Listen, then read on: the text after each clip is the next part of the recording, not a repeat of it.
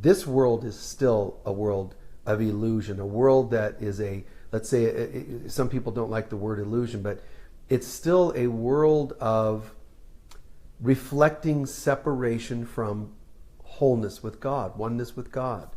So it's a world of stuff, in other words. I'm not putting it down, nor am I raising it up. I'm just saying it's a world of stuff, things, as opposed to a feeling like tranquility. And never confuse feelings with emotions. Feelings are best thought to be closely reflected to God feelings. God has a feeling of, let's say, bliss, and we feel peace. God is a feeling, let's say, of love, and we feel appreciation. In other words, we have beautiful feelings, but there are really sublime versions of feelings, which are God feelings, and then we have our version, which are quite beautiful. But emotions are a little more push and pull, where God might feel bliss all the way down on the human plane. An average human being could feel happy, but happiness is really nothing compared to bliss. Yes, happiness is better than feeling unhappiness, but happiness is not to be confused or compared to, like, when somebody thinks happiness is an ultimate thing. Really, it's nothing close, but it's good to have as a human being.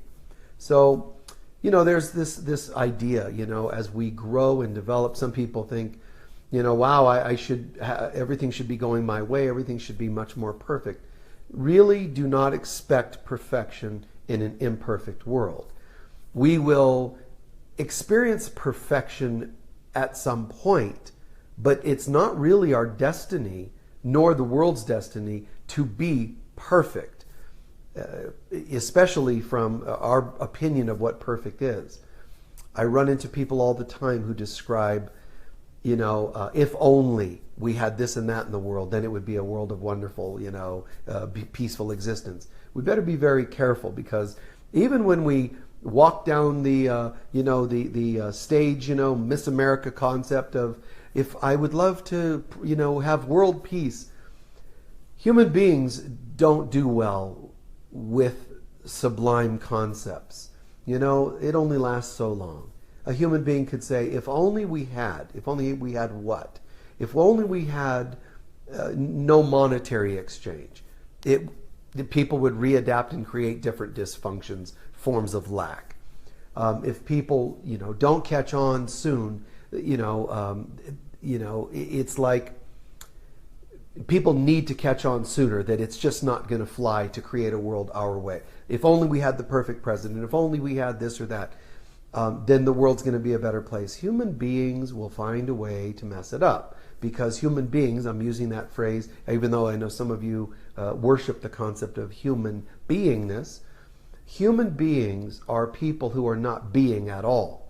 Human beings are usually humans that are not being.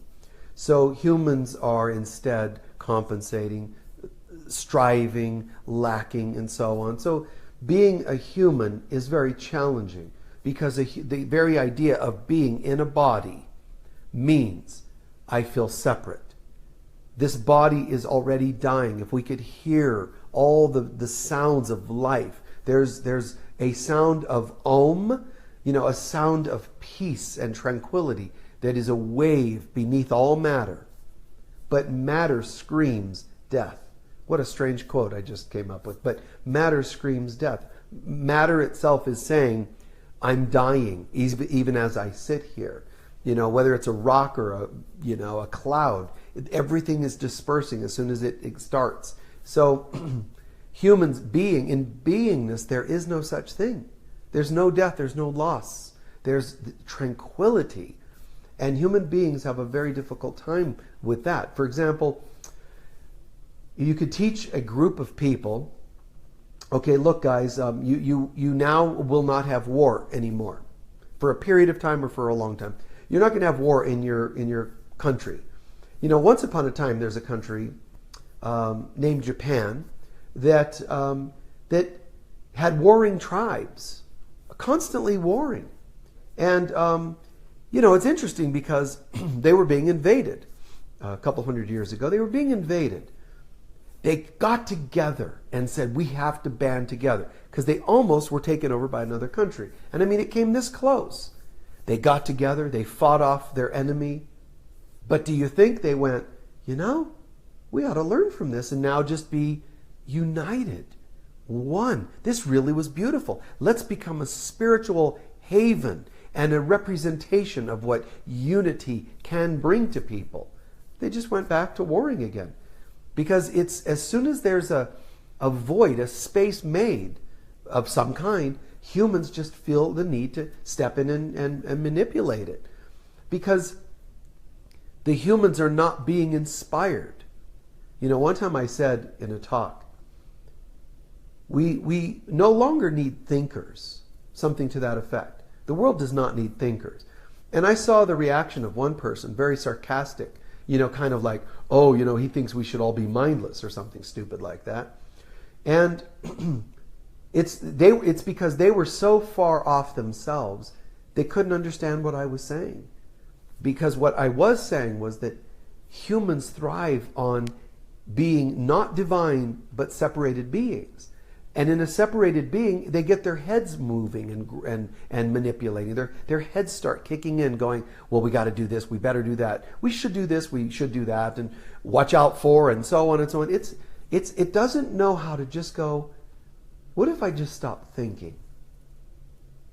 See, the ego is going to go, you can't, you better watch out. Just like that person. They were an absolute embodiment of ego. But can we do without the thinking, manipulating? Man, it would be so cool, right?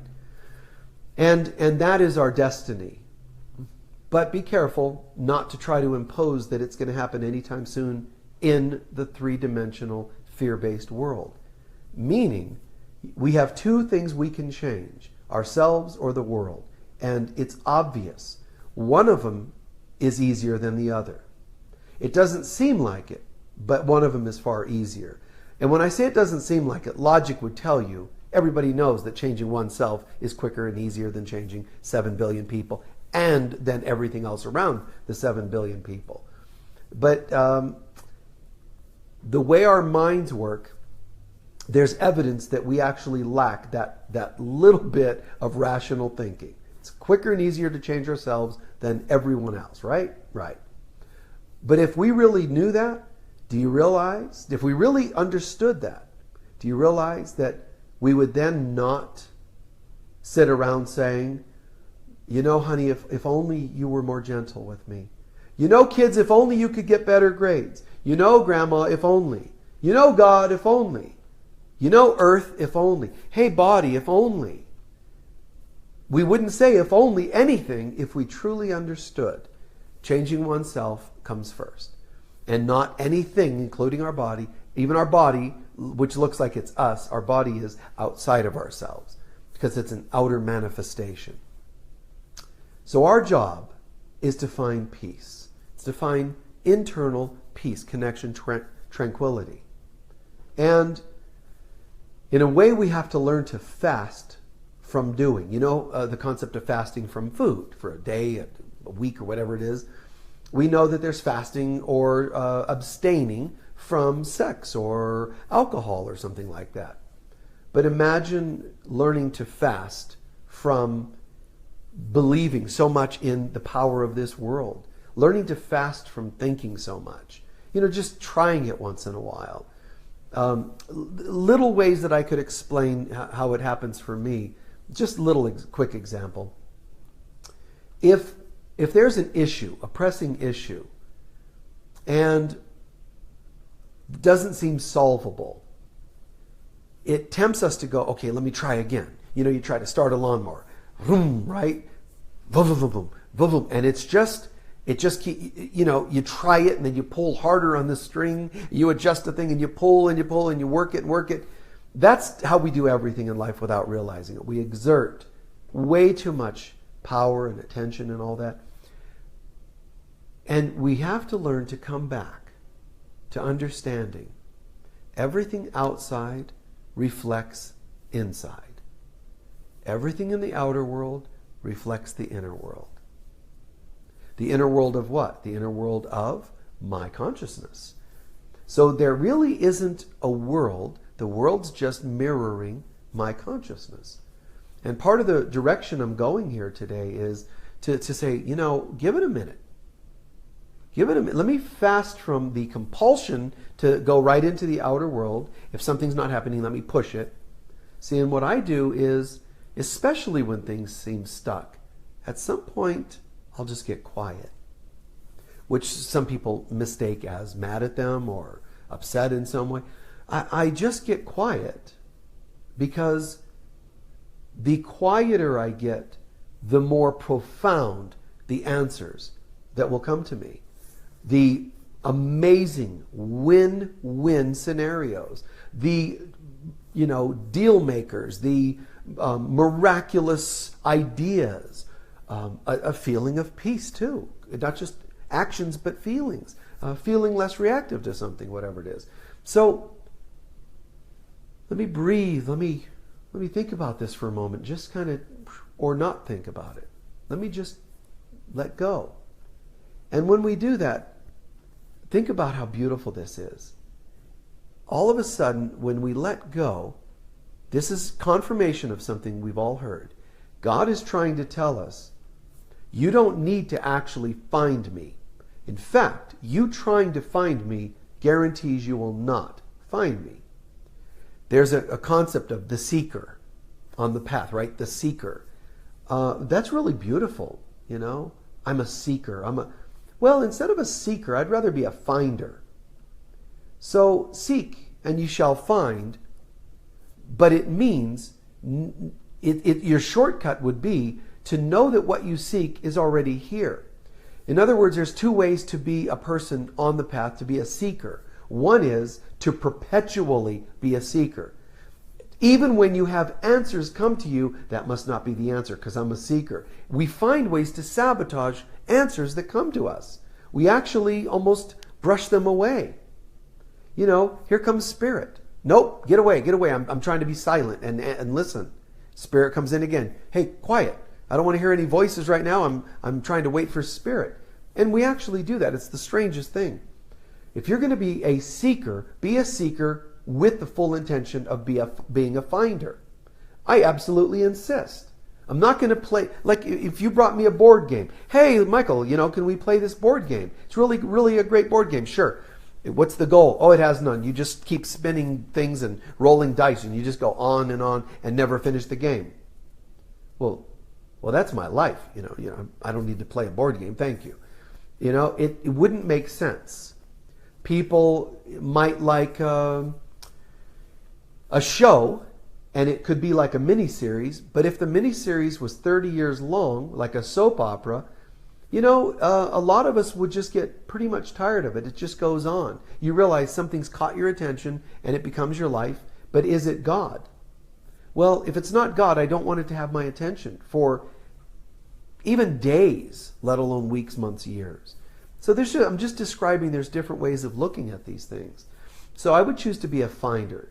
And I find that as I drop the thoughts, what's amazing is God's trying to tell us, if you just stop, you would hear me. The old saying, in the still small voice.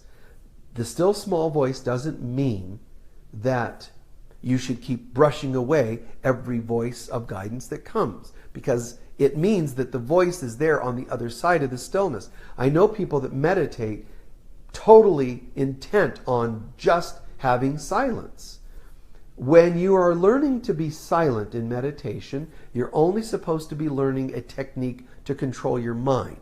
Silence was never supposed to be the goal, but meditation practitioners and teachers forgot that, and they became obsessed on silence. So congratulations for learning the mind control exercise, the mind discipline exercise of silence, stilling your mind. Now, I suggest you move on to, now that I know how to still my mind, I open it and wait. And then God speaks. God's voice speaks to me all through the day. That's not my affirmation. That's A Course in Miracles. That's not me speaking to myself. It's in the Course. And it's a great affirmation. It's a great reminder. God's voice speaks to me all through the day. What does that mean? That means that when I look out the window and see a butterfly, that's God. And when I turn on the TV and I see, some news about war, that's God. No, that's not what it means at all.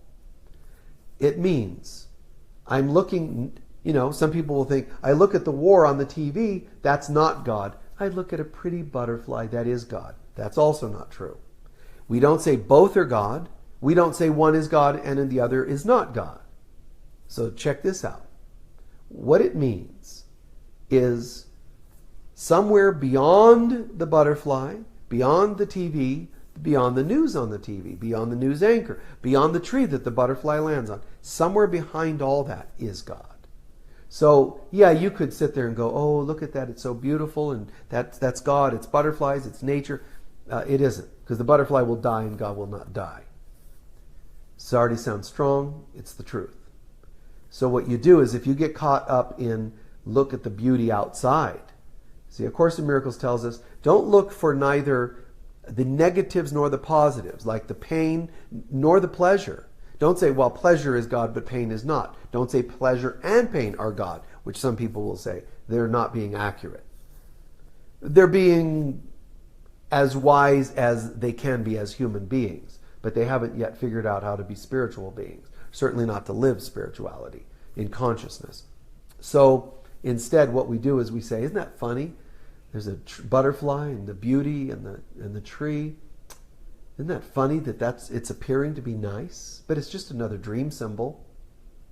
You don't want to wake up in the morning and get caught up in dream symbols. Well, what good would it do for you to go, I'm driving to work, but last night in my dream I was flying. So let's try it and just take the car right off this cliff and see how we do.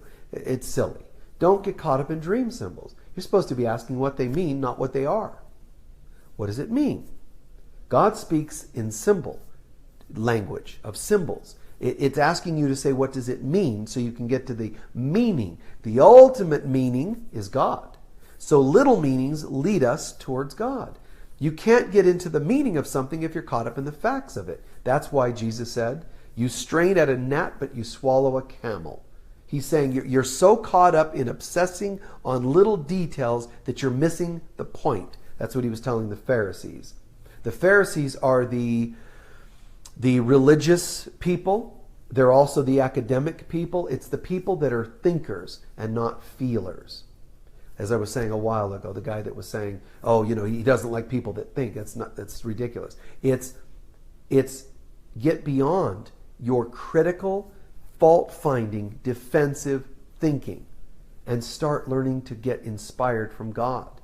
Your soul can be inspired. So that's what I'm saying about beyond the silence, there's inspiration waiting for us. Beyond trying to defend, there's inspiration waiting. Beyond the butterfly, there's inspiration waiting. Beyond the news show, there's inspiration waiting. And to find it, you don't say, I'm going to find it because I'm a seeker. What you learn to say is, I'm going to find it because it's who I really am. But then what do? I get out of the way. And I'd learn to just say, wow, there's a problem. There's a butterfly. But what is beyond that? What is behind that I'm not seeing? How can I see this from God's eyes is what it comes down to.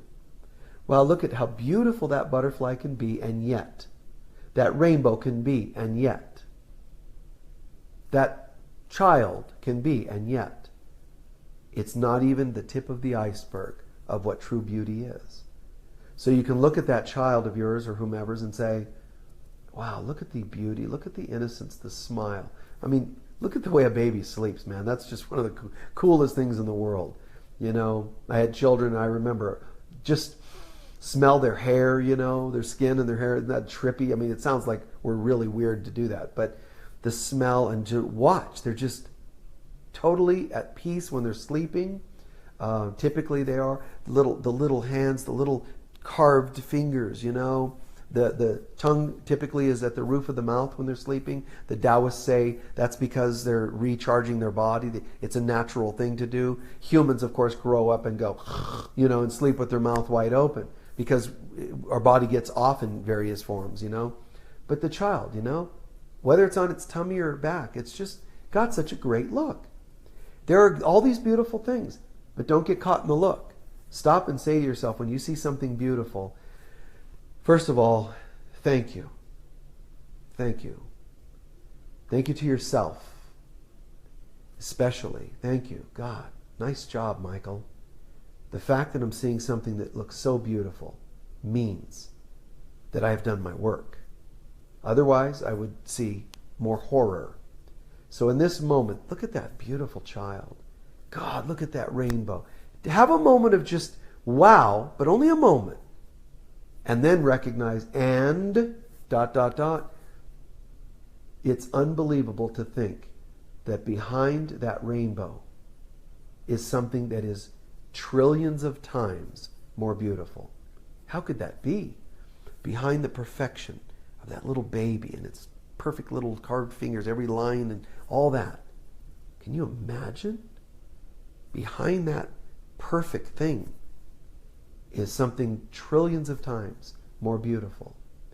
Behind a feeling of awe, I feel so much love for my child, my partner, whatever it is, that you love. A painting. God, I'm just so in awe. Absolutely nothing compared to. It doesn't mean you need to diss the thing you were in awe of, and I'm using the word awe just for lack of a better word, but instead of dissing the thing you feel in awe of or in awe over, you go, wait a second.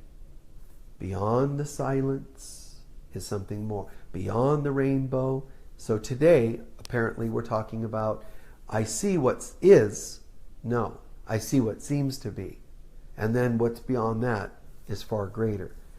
So perfect is the thing beyond, is that even when this is the great news, is that it's not just the butterflies that you start to see more light beyond the rainbow, the butterflies and children and all that. It also means it's so perfect that you can see something of great horror and say, somehow hidden behind that is bliss. And it becomes our homework to figure that out.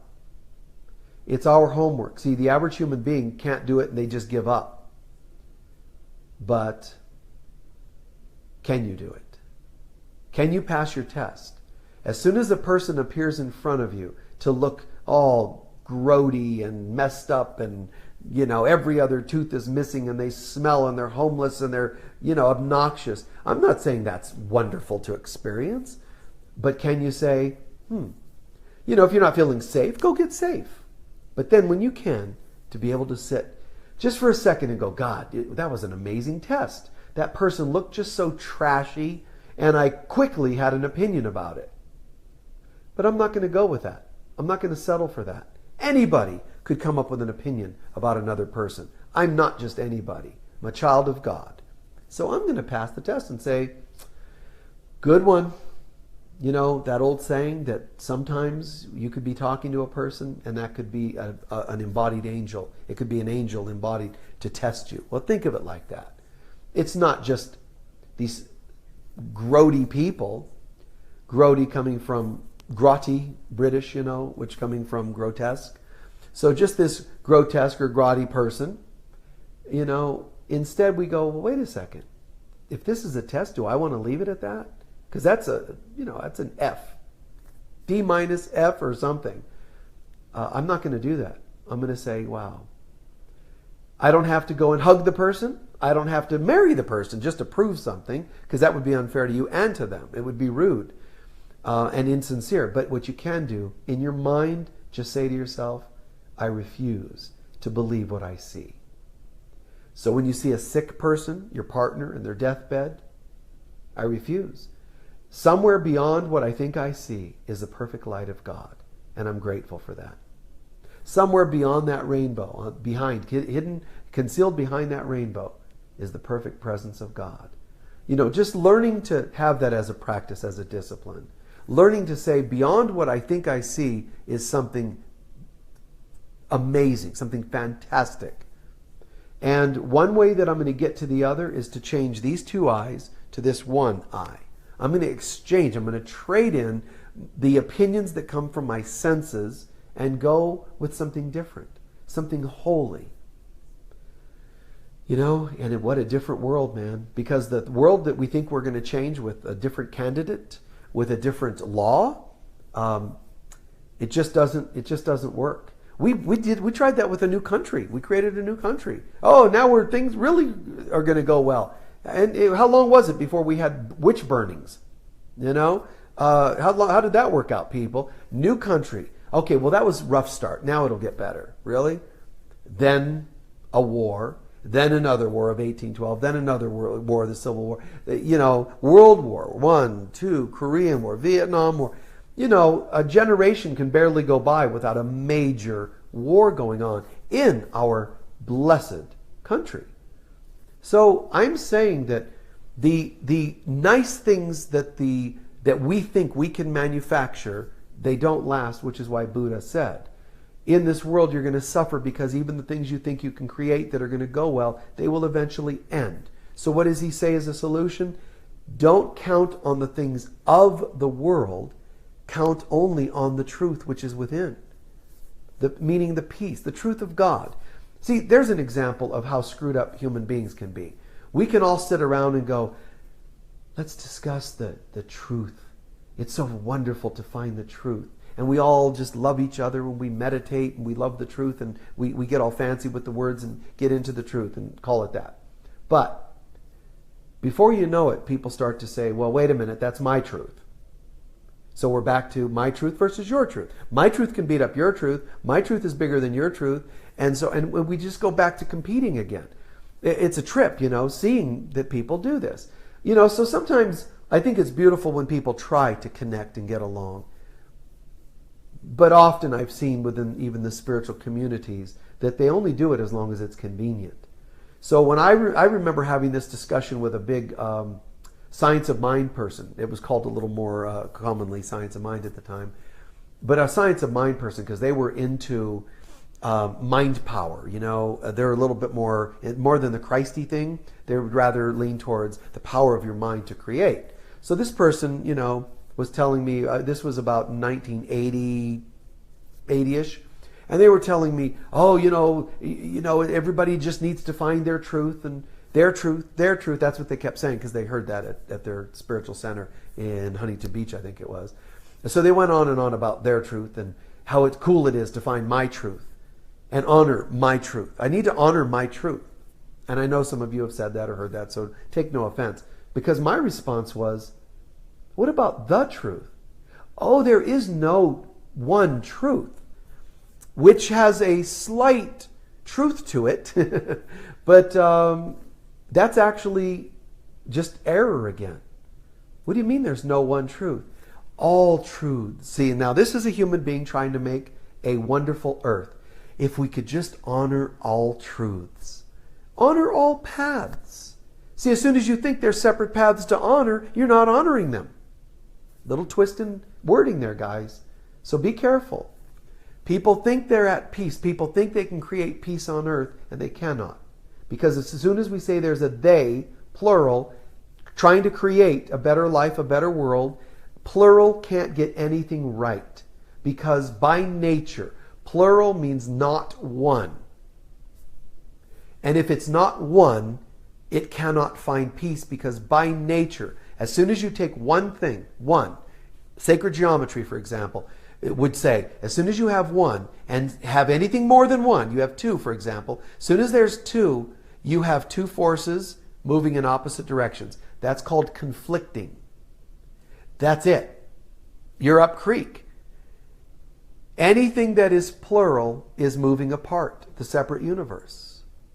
So, what I'm going to do is try to tell you, if only you would give up your truth and honor my truth and be with my truth. No, you should give up your truth. Just like arguments.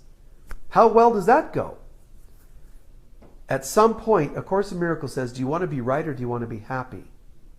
Now, by right, it doesn't mean do you want to be accurate? Do you want to be right?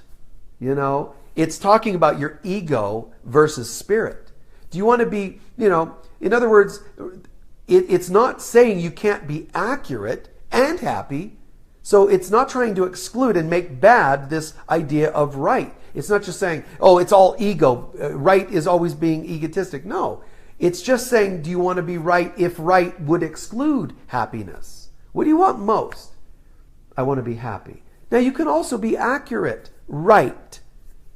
But when you really want happiness, you won't care as much about being right. So the idea, do you want to be right or do you want to be happy? Do you want to be happy? Then come back to one. Well, yeah, but tell them that I was right. No, you're still wrong in trying to be right. How about being the only real right? Using the word right, righteously. Righteous means right consciousness. So I want to get into not being right, but righteous.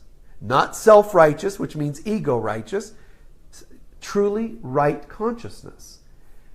So can I be happy and righteous? Yes. Now it's no longer a duality. Do you want to be right or do you want to be... It's not or. Do you want to be right, which is righteous? Do you want to be happy, which is righteous? Yes, I would. I'd love that. Okay.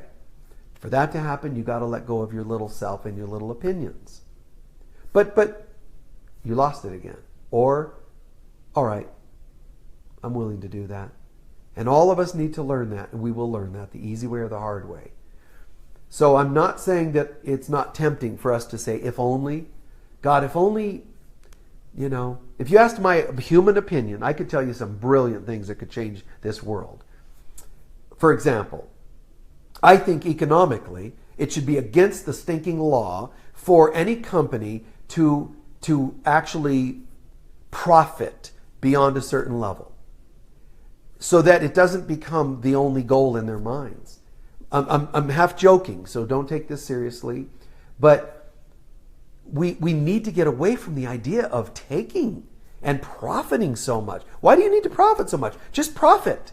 Just succeed. But why does it have to be the only goal, even to the detriment and death of other people? That's crazy, right? So let's say a bunch of you said, yes, Michael, we agree. No sooner do we try to implement that, somebody's going to counter it with 20 things that are wrong with it. That's the human thinker.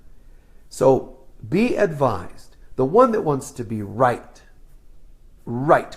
against the other, make the other wrong. The one that wants to be right, the one that wants to fix, the head that says, I got to figure this out, the head that says, my truth versus your truth. And when I talk to that person, I'm like, what about that truth? They couldn't get it. No, you don't get it, Michael. It's just many truths. Many what truths? As soon as she said that, I said, if there's many truths, then that means we're separate. So I was immediately going, that doesn't seem right at all. That doesn't feel good at all. What about us all connecting? And I love that I held that principle. And I love that even in the work I've done, when I've worked with conferences or advised churches, spiritual centers, I love that I've upheld that principle.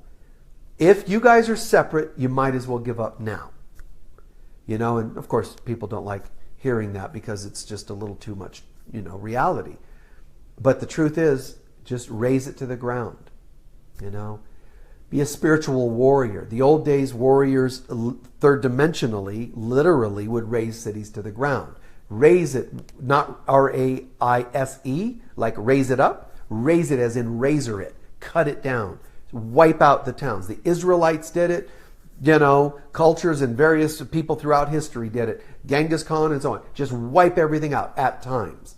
But that was symbolic because it means, spiritually speaking, it means don't try to build on already messed up perceptions. Don't, try to go beyond what you think you see and let God teach you. Don't let your head have the solutions. Just at some point give up. And you'll either give up because you're broken or you'll give up in a positive form, which is called surrender in a positive sense, right? I don't even need to be broken before I'm going to surrender. I'm just going to go ahead and do it. I don't know.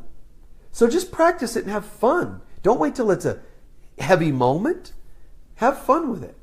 That no matter what I have, isn't it great that it's symbolic of something greater? Doesn't mean I have to not have things or appreciate them, but just to say, wow. I look at a child and go, God, look at how sweet. And all I have to do is go, and isn't it amazing that we all have that sweetness in us? I surrender to that sweetness now. Thank you, child, for being that image. That's it. The child still gets to be the child, but I've given it a greater meaning than just being a baby that has something that I don't have. Oh, look at that painting. Oh my God, Michelangelo did this and that. Oh my God, amazing talent. And, oh my God, that's mastery that we all have within us. Thank you. Thank you, Michelangelo. Nice job reflecting that to us. I'll accept that for myself now. Thank you. Move on. See, integrate. Recognize there's something more than meets the eye, including horrible things. Horrible things. It could be the Holocaust. And you can say, that just beats me down and I lose my fight when I think about it. I refuse. If I'm one with God, how could I be beat down and lose? It's not possible. It's tempting, but it's not possible if I really stick to my guns. So, Holocaust, okay, wait. Terrible, disgusting, unacceptable, immoral. At the same time, wow, I look at that event and say, there's people like Viktor Frankl that survived that. I like that. This person came out of that as a master. How can I take my little petty things? If somebody could survive the Holocaust with wisdom, I don't know if anybody's done this, but you've all heard of the Diary of Anne Frank. Anne Frank was just a kid, but she wrote things that aren't just a movie that you could sit down and tear up over. She wrote things that were really wisdom statements that could compare to anybody, Gandhi or anybody. And to sit there and go, wow, wow, how did she do that? See, I could get something from that and say, if she could survive what she did, witness the death of people all around her and the loss of life. I mean, she's just a kid. The loss of her life, not just the life of her mortal life, the loss of her life, and as a child, as a young person. And she pulled it off. And I'm thinking I should just slip my wrist because I'm having trouble paying my phone bill. It should just plumb us up. It should totally straighten us up and make us go, wow. People have survived, much more horrific things. I guess I can survive this. So I'm just saying, seeing and learning from these things can make a difference. And it also helps to say, I don't know how to see the Holocaust in a different light. You show me, God. And not make it an intellectual thought process, but rather more of a feeling suddenly shifts inside of us. So just keep in mind that there's another way of looking at everything. And it doesn't just mean there is another way, like generally, like isn't that neat that somewhere out there there's another way? Don't be a seeker, be a finder. Seek and find, Jesus said. He didn't say seek and then keep seeking. Seek and you will find. It's an affirmation. Go for it. Get it. And it's already here. So there is another way of looking at life, rainbows and death. And I am determined to find that other way, and I'm choosing to find it now and allow that shift to take place. I pray you're getting this and that this is making sense, because as I'm saying it, I just feel such light coming into me, through me, and I can just feel this really amazing expansion happening, this reciprocal energy. Even though I'm looking at a camera, the camera's reaching you, and this is beyond time and space, so I can still feel, responses that are happening in you folks. So thank you for getting that. I can just feel that wave. Understand that, know that forever. Despite the way things look, trust in there's something beyond. Despite the way your children look if they're addicts, this is not the truth of who they are. Sad that they're this way, bummed that they're this way, concerned that they're this way, but I refuse to believe it's who they are. That's the immaculate concept of my child. See, that's the immaculate conception shifted into different wording. It's the immaculate concept, and I know you've heard me say that, but I'm going to hold an immaculate concept of that butterfly that will not, it will not die. The thing will die. I don't care. Let it die. The real life in it does not die. The mother freeze-framed and became a war because we have conflict, and she's showing it to us by freeze framing as battle and war. Oh my God, how do I feel about that? I feel like immediately, Michael, my response is, I would rather not take the Divine Mother and ask her to freeze frame in the form of a war just because I refuse to get over my shit. I'd rather work on myself and let her have a break. That's the way I feel about it. I'm sorry about that, Mother. Thank you, man. You can kind of let go and have a little more relaxed time, And the Divine Mother freezes as a butterfly. That's beautiful. But if the butterfly dies, I don't want to see the mother die. I don't need to. She can't die. So show me yourself, God, beyond the butterfly that can die. Show me yourself, God, beyond the battle scene. That's our job. And remember, if you're tempted to lose the battle once, to know whether you're losing the battle or tempted to lose the battle, it's when you start to feel faithless about it. It's hopeless or overly distraught. There are times when I've seen things on TV and I'm going to change the channel, but I notice I'm reaching to change the channel. It's not I'm just changing it. I can feel that I was needing to change it. And that's when I know something's coming up. Something of a visceral memory of a past life.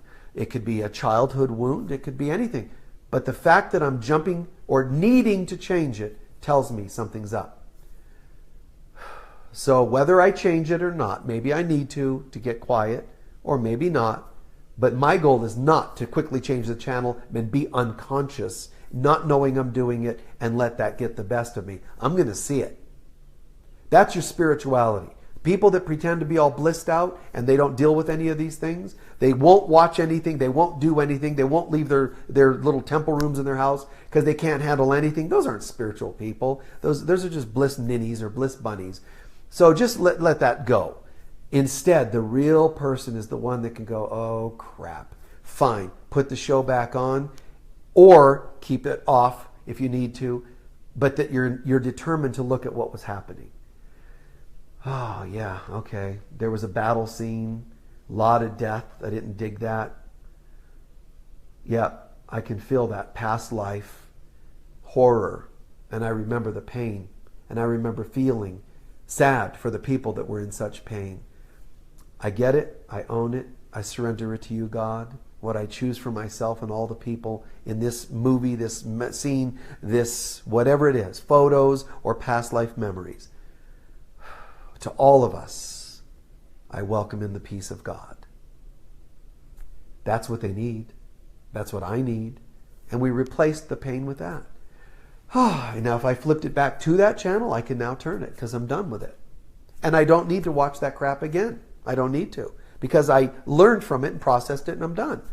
If you need to not watch it to do that process, that's important. Shut it. That's called a boundary. I'm going to need to shut this and do my process quietly in my room. Sometimes that's what we need to do. Just remember, that's that little bit of boundary stuff we've talked about before. I pray this has all made sense, guys. Like I said, I could do this 24/7. Sit here and not eat, drink, or pee, or I could just sit here and go on and just channel and be in that groove, because I love, and I appreciate that you guys do too. So we just kind of share it. So I could sit here and do this forever, but it's not what we're needing to do. Love all of you, and thank you for listening. Blessings, peace be with you. Bye-bye.